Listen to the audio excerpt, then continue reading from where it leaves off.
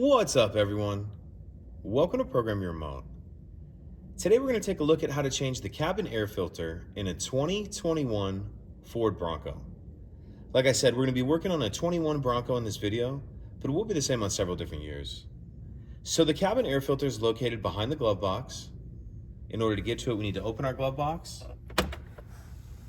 Then if we take a look at the right-hand side, we're going to see this dampening latch right here. What we need to do with this is get a hold of it, and we're going to pull it up and out. So I kind of went up, and then it's going to come out to the right like this.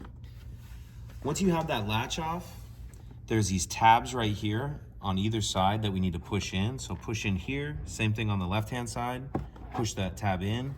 Then it's going to allow the glove box to come down like that. Now if we take a look up in here, we see this item right here. This is actually the access door to the cabin filter. And it's a little tight in here, but there's this pinch clip on the right-hand side, right here, that I have my fingers on.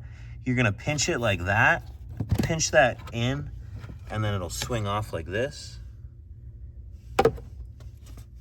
Once you have that off of there, we can see our filter right here. And I actually don't have this filter. I'm gonna have to come back to it.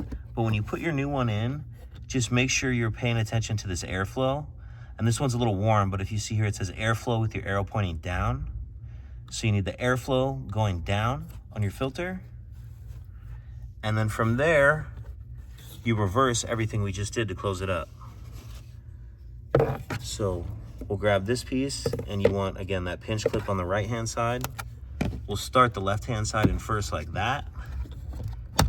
And then that just snaps on there.